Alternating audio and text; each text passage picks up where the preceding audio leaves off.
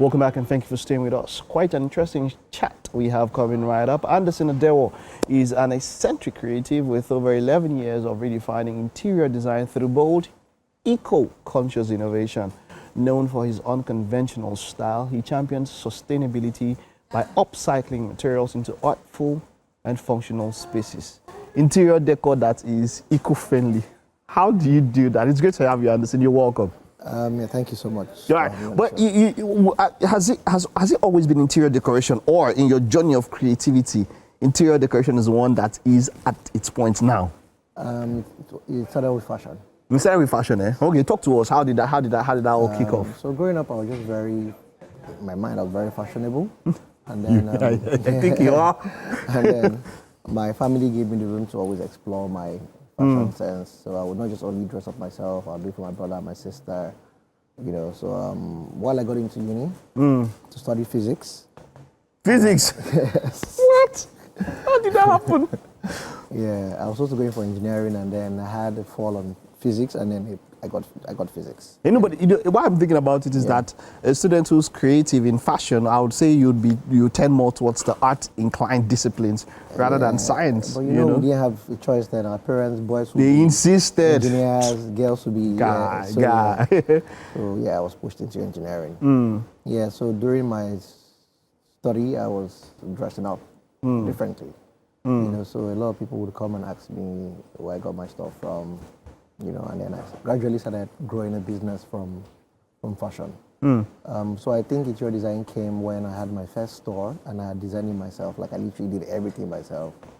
So people would come to the store and buy clothes. They'll be asking, "Who designed this place?" I'm like, "I did it myself." They're like, "Oh, come on, help." I'm like, "No, I'm not helping you do that." You know, so the push became a lot. In fact, I started referring my friends to do the jobs, and then they were doing very well, getting more clients. They come and tell me, "Oh, the client introduced them to the other person." They never like, "Oh, interesting." You know, so it never really still occurred to me that that was a career path for me. Wonderful. Until I had my next facility and I did it, and then it became worse. You know, people call me, "Please, please, please." So I just it became worse, it became better. Yeah, actually.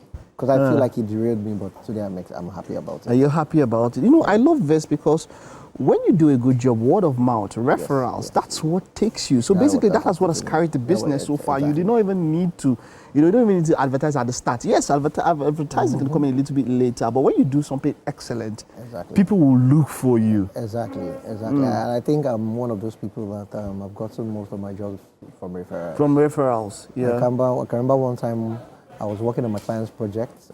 I think I was at the site by 2 a.m. in the morning.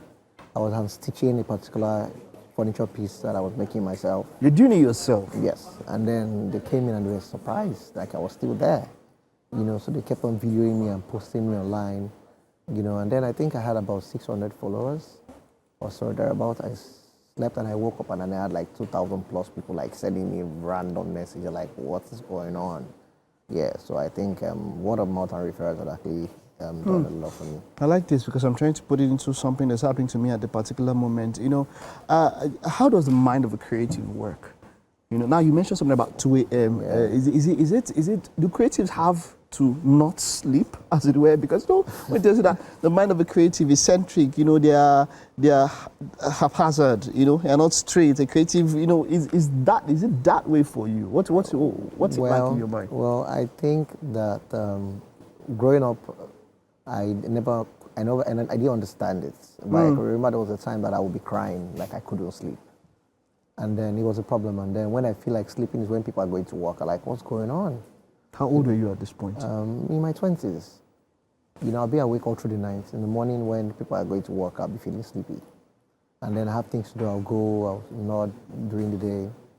You know, it took me one day. I walked into a store and the lady saw me. And then she said, "Hi, how are you?" I told her my name. "Where are you from?" I told her. She said, "Do you sleep?" I'm like, "How do you do that?" I'm like, "No, I don't sleep." See, now I'll be creative. So like, what's she talking about?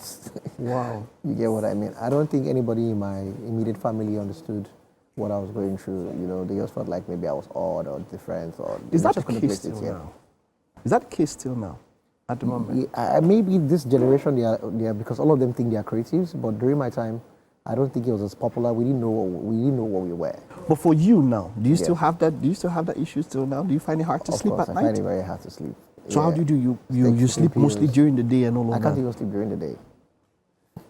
So I have to take but how do you, how health conscious are you? Because some people will talk about how important, especially the older we get, how important sleep is. And of course, you'd have read things like that. Does it bother you in some way? It used to bother me, okay, but now it doesn't bother me anymore. So when I sleep, I sleep. So there are times I actually really sleep. So I know how to sleep now. Okay, so you just work with yourself and understand yourself. I think that's the most important thing, because no matter how much we want to make it seem, we are all unique in our own ways. Yes, exactly. And embracing that uniqueness is all of that. And there's a question I really want to ask. Is there any way, someone saw you, said, do you sleep and identify? Is there any way to identify a creative? If you wanted someone to work with you and then you had a number of people, how would you identify somebody who is imaginative, who's creative, as you are, or something? So for me, mine is more like a giveaway. When you see my head, they're like, maybe it's this, it's that. And when you look or something, when you put yourself together. Yeah, you just, once you see someone that is not regular, you should be able to identify that person. I could identify it before, but now I'm drawn to them. So if I see people like heavy tattoos, heavy piercing, I like, for the fact that you have the guts to. So are you saying something like, do you believe something like the aura, the people give off aura that you can feel? Yes. Most times you feel the aura, some of them don't even know what they are doing. Yeah, and I've had the opportunity to meet a number of them. They don't know who they are. So after speaking to them, they're like, that's true. I like, yeah. They're just expressive initially. You just come with a lot of expression. And I think it was Eva Alodia who mentioned that there are some people who are so talented, who can do so many things, and they are so confused. It's now hard to define themselves. What exactly do you want to do? I want to wrap up with that. How does somebody who is that way, maybe a young person, pre-teens, teenager, or early 20s, who they can do so much. Many things. But you can do so many things, and it's now confusing. What exactly do I do? How does that person navigate this particular circumstance? So I think that kind of person should go through mentorship.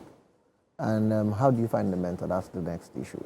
So for someone like me, I had fashion in my head. And I was exhibiting heavy interior design, but I didn't know what it was, so my parents started getting worried. In fact, when I studied physics, I went into a fashion school, like I paid for myself. I wanted to learn how to sew.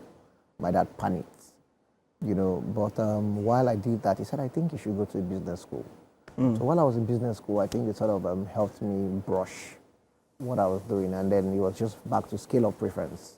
What do you think you can start first? What do you think you can start second? What do you think can fit first? What can you fit second? And then we looked at it like, okay, starting a fashion brand at an early age would have been capital intensive. Learning interior design and then being of service to people would probably generate funds. So I like, okay, let me start with interior design. So interior design literally has been able to fund all my ideas. Wonderful. Anderson, thank you. Thank you. It was quite an enlightening discussion. I know that we'll have this video up on YouTube. People can go back, make reference to it, to understand creativity a little bit more. Well done. I'm wishing you all the best. Thank you so more much. grace to your elbows. Okay. All right. That's quite an intriguing and interesting conversation there about creativity and all of that, and you definitely learned something from it.